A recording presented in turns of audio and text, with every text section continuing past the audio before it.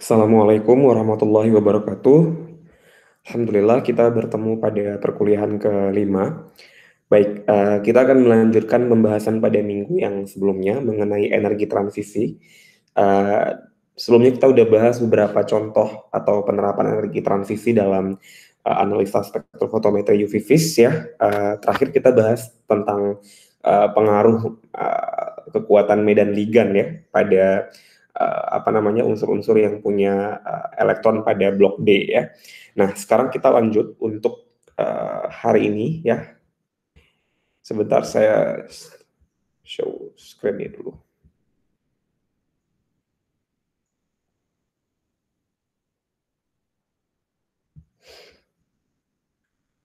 Oke, jadi kita hari ini mau bahas mengenai pengaruh kepolaran dari pelarut yang digunakan dalam spektrofotometri UV vis. Jadi uh, tentu ketika kita memilih pelarut dari suatu analit yang ingin kita analisis ya, kita pasti mempertimbangkan kecocokan ya atau bagaimana polarity atau kepolaran dari pelarut tersebut. Nah, jadi ternyata kepolaran dari pelarut ini itu bisa menggeser posisi panjang gelombang maksimum atau lambda max dari zat yang diukur. Jadi kalau misalnya kita menggunakan air sebagai pelarut polar misalnya ya, atau kita menggunakan etanol juga sebagai pelarut yang polar, maka hasilnya akan ada perbedaan. Atau ketika kita menggunakan pelarut polar etanol, lalu kita ganti dengan pelarut yang tidak polar, maka juga akan ada perbedaan. Nah, dilihat di sini untuk yang pertama untuk jenis transisi P ke P yang anti bonding ya, yang ada tanda-tanda bintang seperti ini. Ya, ingat bahwa kalau misalnya transisi P itu adanya pada apa? Pada yang ada ikatan rangkapnya kan. Nah, yang ada konjugasinya kan. Nah, atau yang ada isolasi. Pokoknya yang ada ikatan rangkap. Jadi ingat kalau untuk transisi P ke P anti bonding itu kalau ada pertambahan kepolaran pelarut ya, maka akan membuat ya panjang gelombang atau puncak panjang bergeser ke panjang gelombang yang lebih panjang. Berarti nanti akan geser lebih ke kanan gitu ya. Nah, pergeseran ini dinamakan dengan pergeseran merah atau betachromic atau redshift. Nah, itu ingat ya. Jadi kalau misalnya makin polar pelarutnya maka dia akan bergeser ke panjang gelombang yang lebih besar. Oke. Nah, kita bisa lihat di sini. Kemudian untuk transisi dari yang N ini apa kemarin? Non bonding ya, yang tidak ada ikatan, misalnya ada elektron bebas. Nah, itu misalnya ada gugus O atau ada P, ada S, ada Cl ya dalam suatu struktur molekul, maka ada transisi N menuju P anti bonding gitu ya. Nah, pada transisi N menuju P anti bonding, kalau pelarutnya makin bertambah polar, maka yang terjadi justru sebaliknya. Yang terjadi adalah shift atau pergeserannya justru ke arah panjang gelombang lebih pendek, berarti ke arah kiri kalau kita lihat di kurva nanti. Nah, pergeseran ini dinamakan dengan pergeseran biru atau hypsochromic atau blue shift gitu ya. Nah, pergeseran biru ini disebabkan oleh bertambahnya solvasi pasangan elektron sehingga berakibat energinya turun. Jadi solvasi ini maksudnya apa? Pelarutan ya. Solvasi ini artinya adalah pelarutan ya, pasangan elektron ya, karena pasangan elektron itu pasti adanya di atom-atom yang punya elektron bebas dalam ikatan, misalnya kayak atom O, misalnya S, Cl gitu ya, N dan lain-lain, yang kira-kira dia tidak semua elektronnya dipakai berikatan tapi ada yang bebas. Nah, itu makanya ada transisi non bonding atau N. Baik, kita lihat di sini. Jadi di sini kita perhatikan nih gambar pengaruh kepolaran pelarut terhadap pergeseran lambda max dari benzofenon. Nah, kita perhatikan bahwa garis yang putus-putus ini ya untuk sikloheksana, kemudian yang garis lurus itu etanol. Nah, antara sikloheksana dan etanol mana yang polar? Ya, etanol itu polar ya. Etanol itu polar. Sikloheksan itu bentuknya seperti ini ya. Dia tentu adalah contoh dari pelarut yang tidak polar ya, berarti ini non polar NP ya. Nah, kita perhatikan tadi benzofenon ini bentuknya seperti ini ya, bentuknya seperti ini, maka dia bisa ada pergeseran pi ke pi antibonding, dan juga bisa ada pergeseran karena ada ikatan rangkap kan, bisa juga pergeseran apalagi N ke pi antibonding. Kenapa? Karena di O-nya ada elektron bebas yang tidak dipakai berikatan, ada 4 buah. Ya, elektron kan 6 elektron semuanya kalau O itu. Makanya 2 elektron dipakai berikatan sama C membentuk ikatan rangkap, maka ada 4 elektron yang bersisa. Nah, karena ada 4 ini, makanya ada pergeseran atau transisi non bonding ya, karena ada elektron bebasnya. Sedangkan pi ke pi antibonding itu karena ada ikatan rangkapnya. Oke, sekarang kita perhatikan di sini untuk yang dalam etanol itu garisnya yang lurus, yang stick, garis warna hitam ya, yang stick ini line. Oke, kemudian kalau misalnya yang etanol gitu ya, etanol itu yang garis putus-putus. Tadi apa yang kita pelajari sebelumnya? Kalau dalam pelarut yang polar, maka dia akan bergeser ke arah lebih kanan. Maka perhatikan nih, ketika menggunakan etanol yang garisnya hitam, maka pergeserannya ada di sini. Ya, sedangkan sikloheksan yang garisnya lurus-lurus ada di sebelah kirinya. Benar ya, kalau dia non polar itu lebih ke kiri gesernya, kalau dia polar lebih ke kanan gesernya. Nah, sama yang transisi N-nya. Nah, sebaliknya ya, kalau misalnya N ke pi antibonding gitu ya, maka kalau misalnya dia yang sikloheksan justru ke arah yang ya ke arah lebih kanan. Kalau misalnya etanol ke arah lebih kiri, karena kan di etanol itu tidak ada pergeseran. Maksudnya gini, etanol itu mempengaruhi pergeseran. Kalau pelarut polar itu mempengaruhi pergeseran dari pi dan pi antibonding. Non bonding juga dipengaruhi. Cuma lihat arahnya jadi kebalikan kan. Nah, kemudian kita perhatikan untuk sistem terkonjugasi. Nah, ini menarik. Bagaimana kita melihat sistem terkonjugasi? Dia juga memiliki transisi pi ke pi antibonding. Karena sistem terkonjugasi juga punya elektron yang rangkap gitu ya. Nah, cuma bedanya apa? Jadi ingat bahwa transisi dari pi ke pi antibonding dari ikatan rangkap diena terkonjugasi. Nah, diena ini maksudnya apa? Ada 2 ikatan, ada 2 ena, berarti ada 2 rangkap dalam satu struktur. Ya, dia mempunyai energi yang lebih rendah daripada ikatan rangkap yang terisolasi. Nah, bedanya gimana? Jadi kalau misalnya dia konjugasi, ya, konjugasi itu ikatan rangkapnya selang-seling. Jadi misalnya di sini ikatan rangkap, di sini yang enggak, ini juga ya waktu enggak ya, berarti sini lagi gitu. Nah, itu ikatan terkonjugasi. Tapi kalau ikatan isolasi gitu ya, kalau isolasi itu dia ya paling cuma ada satu aja ikatan rangkap. Jadi kayak gini, maksudnya dia tidak selang-seling. Nah, ini contoh dari isolasi. Rangkap, single, kemudian rangkap. Kalau misalnya konjugasi double, single, double, nanti di sini bisa single lagi gitu. Nah, itu jadi selang-seling terus. Nah, kalau misalnya satu lagi ada sebenarnya namanya juga kayak kumulasi ya. Nah, ada juga yang kumulasi satu lagi. Kalau kumulasi itu kayak numpuk. Jadi di sini dia langsung sebelahan gitu ya. Nanti bentuknya bisa seperti ini. Nah, ini bentuk yang kumulasi bisa. Oke, kita perhatikan di sini dari gambar ini ya. Jadi di sini ada pi ke pi antibonding, kemudian ada pi1, ada pi2, pi3 antibonding, pi4 antibonding. Nah, katanya energi pada transisi pi2 ke pi3 antibonding itu lebih rendah daripada transisi pi1 ke pi4 antibonding pada DNA terisolasi. Jadi kalau pi1 ke pi4 ya tentu lebih besar karena kan jaraknya sejauh ini gitu ya. Sebesar ini jaraknya. Tapi kalau misalnya pi2 ke pi3, nah ini yang sistem terkonjugasi itu ada di sini energinya, maka dia lebih rendah ya. Oke, kemudian jadi ingat aja kalau dia yang terkonjugasi pasti energinya lebih rendah dibanding yang isolasi gitu ya. Nah, kita lihat oleh sebab itu, lambda max DNA terkonjugasi itu lebih besar daripada yang terisolasi. Nah, masih ingat kan konsepnya? Kalau misalnya energi itu kan selalu Hc per lambda. Berarti energi itu selalu berbanding terbalik dengan lambda. Jadi kalau misalnya energinya lebih rendah terkonjugasi, gitu ya. Maka dia pasti punya lambda lebih besar, ya kan?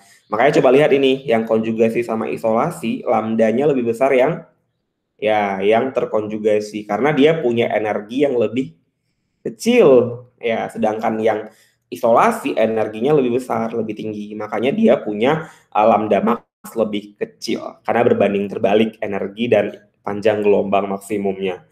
Oke, sekarang kita lihat bahwa untuk ikatan rangkap terkonjugasi itu mengabsorpsi cahaya pada rentang 200 ke 400 nanometer. Sedangkan untuk isolasi itu ada di bawah 200 nanometer. Ya, kecil karena energinya besar, gitu ya. Sekarang kita perhatikan, ini ada pengaruh dari jumlah konjugasi ya, ikatan rangkap konjugasi dalam suatu struktur gitu ya. Perhatikan di sini ada yang hijau, yang pink dan yang biru itu nilai N-nya ya, N itu adalah jumlah dari ikatan konjugasinya, ikatan rangkap duanya bertambahkan dari 3, kemudian 4, kemudian 5. Maka semakin banyak ikatan rangkap konjugasi gitu ya, maka yang dilihat adalah ternyata puncaknya makin tinggi ya, serapannya makin besar maksudnya. Lalu apalagi temuannya? Coba perhatikan, panjang gelombangnya itu makin ke kanan kan gesernya. Jadi panjang gelombangnya juga semakin besar atau bergeseran makin ke kanan. Jadi semakin banyak jumlah ikatan rangkap terkonjugasinya, maka pergeseran lambda max-nya akan lebih ke kanan atau lebih besar, gitu ya. Oke, kemudian kita lihat. Ini contoh bagaimana kita memperhatikan pengaruh sistem terkonjugasi dalam pergeseran panjang gelombang pada senyawa beta karoten. Nah, beta karoten, untuk beta karoten itu biasanya dari mana senyawanya? Kalau beta karoten, carrot. Mana? Wortel ya. Jadi di wortel yang buat dia warna merah itu beta karoten. Lihat nih, konjugasi kan, dia selang-seling kan nih, selang-seling. Nah, selang-seling kan rangkapnya ya. Ada yang single, double dan seterusnya. Jumlahnya ada berapa? 1 2 3 4 5 6 7 8 9 10 11 ikatan, benar, 11 buah ya. Maka lambda max-nya yang awalnya itu adalah 425,4 nanometer, kemudian ketika dilarutkan dalam pelarut nonpolar gitu ya. Ya, kalau nonpolar kan tadi yang terjadi pergeseran kan harusnya yang geser ke kanan itu harusnya yang yang non bonding ke pi anti bonding. Tapi kalau misalnya pi ke pi anti bonding justru dia makin ke kanan kan. Berarti kalau misalnya lihat nih, berarti benar bahwa ketika jumlah konjugasinya makin banyak gitu ya, ketika kita masukkan ke pelarut tertentu pun tentu dia akan dipengaruhi oleh konjugasinya. Ya, maaf, harusnya dalam pelarut yang nonpolar itu kan bergesernya harusnya ke kiri. Betul nggak? Tadi kita udah bahas kalau misalnya dia di pelarut yang polar justru dia bergeser ke lebih panjang. Nah, ternyata di sini heksana itu kan pelarut nonpolar ya, nonpolar. Kan harusnya gesernya ke kiri, berarti harusnya lebih kecil dari 425,4 nanometer, kan gitu ya. Nah, tapi ternyata justru karena jumlah konjugasinya terlalu banyak, maka energinya jadi kecil yang diserap. Maka panjang gelombangnya justru bergeser ke arah kanan. Nah, itu bagaimana pengaruh sistem terkonjugasi bisa menyaingi pengaruh dari kepolaran suatu pelarut. Makanya geser tetap ke kanan. Dari 425 jadi 475 nanometer. Jadi begitu ya. Jadi dalam melihat nanti ketika kalian memperhatikan atau memprediksikan panjang gelombang maksimum, maka perhatikan juga selain pelarut, juga perhatikan apakah ada sistem terkonjugasi dalam struktur molekul tersebut. Oke. Nah, sekarang kita perhatikan beberapa contoh. Jadi umumnya kenaikan itu sebenarnya bisa jadi plus minus dari 30 nanometer per ikatan rangkapnya untuk suatu deret polyena. Jadi kita perhatikan di sini contoh dari absorpsi ultraviolet untuk beberapa aldehida tak jenuh. Ya, tak jenuh itu berarti punya ikatan rangkapnya ya. Itu makanya ada tak jenuh. Perhatikan dari awalnya hanya 1 ya jumlahnya, kemudian 2, 3 sampai 5. Maka nilai dari panjang gelombangnya justru semakin bertambah. Nah, itu artinya bahwa semakin ke bawah ini energi yang diserap gitu ya, energi foton yang diserap itu makin besar atau makin kecil? Lihat, lambda max-nya makin besar. Berarti energi yang diserap itu, kan energi itu selalu berbanding terbalik dengan lambda, berarti akan menjadi lebih mana? Ya, energinya yang diserap itu justru akan lebih apa? Lebih kecil. Ya, kalau makin banyak jumlah dari ikatan tangkap yang terkonjugasinya. Oke, selanjutnya kita lihat bagaimana pengaruh absorpsi dari suatu sistem aromatik. Nah, kalau kita ngomong aromatik, kita biasanya bicara mengenai struktur yang bentuknya adalah struktur, biasanya dia punya struktur tertutup ya. Nah, contohnya kayak benzen, benzen itu aromatik. Nah, aromatik ini ya, benzena dan senyawa aromatik lainnya itu punya struktur lebih kompleks ya, daripada transisi pi ke pi antibody senyawa alifatik. Alifatik itu yang rantainya terbuka. Ya, alifatik itu terbuka maksudnya. Nah, kita perhatikan di sini, benzen itu menyerap kuat lambda max pada 184 nanometer. Ya, puncak serapan yang lebih rendah itu pada E2, bisa jadi naik lagi ya. Ya, serapan lebih lemah artinya apa? Energinya lemah, kecil. Maka lambdanya meningkat. Kemudian puncak lemah lainnya itu bisa pada pita B, lambda max-nya naik lagi 256 nanometer. Jadi semakin rendah serapannya atau energi yang diserapnya makin kecil, energi fotonnya, maka lambda max-nya makin bergeser ke kanan. Jadi ternyata pada sistem aromatik itu bisa sampai 3 kali serapan. Jadi bisa ada 3 puncak. Ya tentu nanti kita lihat dari 3 puncak itu manakah puncak yang serapannya paling kecil atau paling lemah. Ya lihat aja dari lambdanya yang paling besar. Kalau lambdanya paling besar itu nanti berarti puncaknya itu paling pendek karena energi yang diserapnya lebih kecil. Nah, jadi ingat ya, kalau makin pendek puncaknya makin rendah itu berarti serapannya makin lemah. Tapi kalau makin tinggi puncaknya, ya jadi kalau misalnya kayak gini, puncak ada 2, nah ini ya. Nah, gitu ya. Maka yang pendek ini serapannya lebih lemah. Ya, kalau ini berarti lebih kuat yang ini. Gitu. Nah, absorpsi radiasi dari UV wave ini ya ada beberapa pengaruh gitu ya faktornya. Yang pertama bisa jadi dari pertambahan cincin benzen ya. Karena kan pasti konjugasi. Kalau cincinnya bertambah, itu otomatis jumlah ikatan terkonjugasinya juga bertambah gitu ya. Jadi ada ikatan rangkap yang selang-seling kan. Nah, kemudian bisa juga karena stabilisasi dari resonansi. Masih ingat resonansi itu gimana? Resonansi itu kan ikatan rangkapnya bisa pindah-pindah. Jadi dia bisa berpindah-pindah kayak benzen misalnya. Ini kan ikatan rangkap nih. Nah, dia bisa jadi kita gambarkan nanti pindahnya itu ke sini gitu. Jadi ini nanti jadi ke sini ikatan rangkapnya gitu ya. Ini kemari itu resonansi. Maka nanti ada gambar cincin ring kan kalau benzen dibuatnya kayak gini. Karena dia bisa pindah-pindah resonansi ikatan rangkapnya. Oke, kemudian juga bisa ada tambahan gugus fungsi lain yang disebut dengan auxochrome ya. Nah, kita perhatikan dulu yang pertama untuk kasus bertambahnya jumlah konjugasi. Ya, artinya kita bicara mengenai jumlah cincin ya. Ini juga bicara mengenai jumlah cincin aromatik. Nah, perhatikan di sini ada struktur gitu ya. Struktur pertama itu naftalen ya. Kemudian yang kedua adalah antrasena. Ini naftalen ya. Ini antrasena, ini naftasena. Nah, dua cincin, 3 kemudian 4. Nah, perhatikan kalau yang warna pink itu lebih kiri ya, berarti lambda max-nya lebih kecil ya.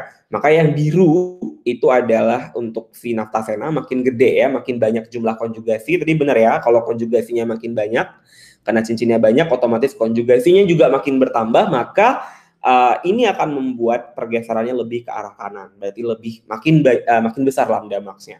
Nah, itu makanya naftasena punya lambda max lebih gede dibanding antrasena dan naftalena.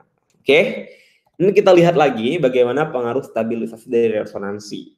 Nah, pentasena itu struktur yang A ada 5 pentasena, dan koronena itu bentuknya seperti ring seperti ini. Ternyata lambda maksimumnya itu lebih gede yang ini, yang pentasena ya. Berarti ini lambdanya lebih besar dibanding yang ini lambdanya lebih kecil.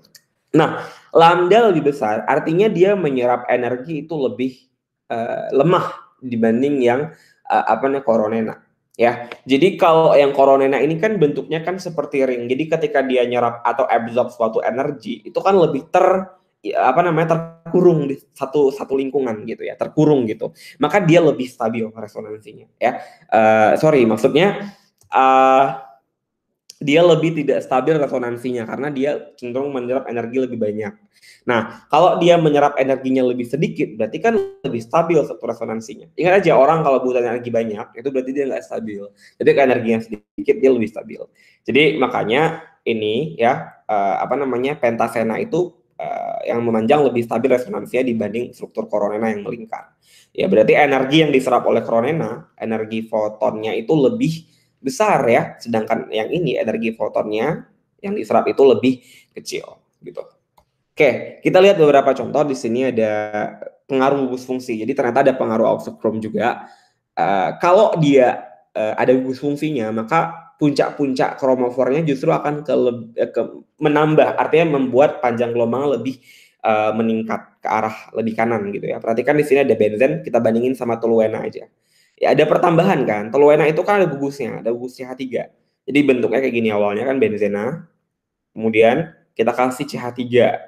Nah, berarti ada gugus baru nih. Ya, ada satu H yang diganti sama CH3. Ya, makanya ada pergeseran ke arah lebih kanan. Ketika CH3-nya meningkat, maka juga dia semakin besar, gitu ya. Nah, kemudian di sini Cl ya meningkat lagi dan seterusnya karena gugusnya makin kompleks gitu ya. Ingat aja, jadi makin bertambah gugus, maka otomatis dia akan semakin bergeser ke arah kanan juga. Nah, kemudian ini kita bahas juga mengenai intensitas absorpsi. Ini yang terakhir. Absorpsi ini ingat aja bahwa transisi Pi ke Pi antibonding selalu lebih besar, lebih kuat 10 sampai 100 kali dari intensitas transisi non-bonding ya ke sigma ya, ikatan rangkap atau ikatan tunggal, maaf kalau sigma, ataupun non-bonding ke pi antibonding. Jadi selalu pi itu lebih kuat 10 sampai 100 kali. Ya, kita perhatikan di sini ada struktur, ada ikatan rangkap, otomatis punya pi ke pi antibonding. Kemudian juga ada O, karena ada O berarti ada elektron bebas kan, ada PeB. Karena dia ada 2 elektron yang dipakai berikatan, maka otomatis ada non bonding ke pi antibonding. Nah, di sini lihat nih, pi bondingnya puncaknya lebih di atas kan, berarti yang diabsorbnya lebih gede, lebih besar. Ya, sedangkan yang ini lebih kecil yang diabsorb. Tapi kenapa yang non bonding ke pi antibonding lebih kanan? Berarti lebih besar kan panjang gelombangnya. Ya, ingat aja, kalau yang diserap itu lebih lemah, berarti dia panjang gelombang lebih besar. Karena kan selalu E itu berbanding terbalik sama lambda. Jadi kalau misalnya dia menyerap lebih kuat, kan pi lebih kuat, berarti dia pasti panjang gelombang lebih pendek. Nah, ini terbukti kan, panjang gelombang lebih pendek dibanding yang ini, gitu. Nah, ingat di sini ternyata di kondisi ini gitu ya, pi ke pi antibonding itu punya panjang gelombangnya 242, sedangkan untuk yang non bonding ke pi antibonding itu 300. Ya, absorpsinya justru beda sekali dari 18.000 ke 100. Ini perbedaannya 180 kali. Jadi bisa lebih dari 100 kali malah gitu ya. Jadi ini besar sekali perbedaannya. Oke, sekarang kita lihat tugasnya gitu ya. Jadi kalian tetap punya tugas gitu, untuk mengecek kemampuan kita semua apakah sudah paham. Jadi ingat di sini ada 2 senyawa, saya kasih arahan sedikit, 1,3 butadien dan 2 kloro 1,3 butadien ya. Dalam pelarut heksan. Nah, butadien, heksana. Heksana ini pelarut apa? Non polar ya. Nah, prediksikan mana yang lebih punya serapan lebih besar. Lihat nih di sini, kira-kira di butadiena ada apa? Ada transisi apa saja? Kalau di 2 kloro, nah kalau ada kloro berarti ada Cl kan, nanti otomatis ada elektron bebas. Berarti nanti dia pasti ada pengaruh ke non bonding ke pi antibonding. Nah, itu harus diperhatikan ya. Jadi yang diperhatikan di 2 kloro itu lebih ke non bonding karena ada elektron bebas. Kalau di butadiena ya pi ke pi antibonding aja. Nah, gitu. Kemudian kalau misalnya nanti yang kedua ini di pelarutnya kita ganti, ini soal nomor 1 berlanjut ya. Kita ganti sama pelarut yang lebih polar kayak etanol. Ya, gimana pergeseran panjang gelombangnya kira-kira. Nah, kemudian yang di bawah ini, manakah panjang gelombang tertinggi dan manakah panjang gelombang terendah? Ya, berarti ini lulus, ingat nih, strukturnya, coba cek strukturnya nih juga, strukturnya apa, nih strukturnya seperti apa. Nah, jangan-jangan ada yang konjugasi atau tidak, coba dicek ya. Kemudian ya ini juga tugas, perhatikan di sini ada apa? Ada isopren ya. Kira-kira nih apa? Lambda max ini menandakan transisi apa? Kira-kira kalau dari struktur ini, transisi apa yang bisa ada di sini? Ya perhatikan ikatannya. Kemudian kalau yang kelima, Nah, ini berarti transisi jenis apa? Lihat aja yang paling tinggi sama rendah ini. Ini ada hubungan sama intensitas tadi ya. Baik, itu aja mungkin untuk pertemuan hari ini. Selebihnya kita akan diskusi dalam classroom atau kalau kalian butuh diskusi lebih lanjut, just tell me. Kita akan diskusi secara langsung lewat Meet atau bisa melalui komentar classroom saja. Silakan dikomunikasikan. Terima kasih untuk waktunya. Semoga semuanya nonton ya video ini dan bisa dipahami. Kalau misalnya ada bagian yang kalian belum paham, silakan langsung konfirmasi atau tanyakan di dalam grup. Baik, terima kasih. Assalamualaikum warahmatullahi wabarakatuh.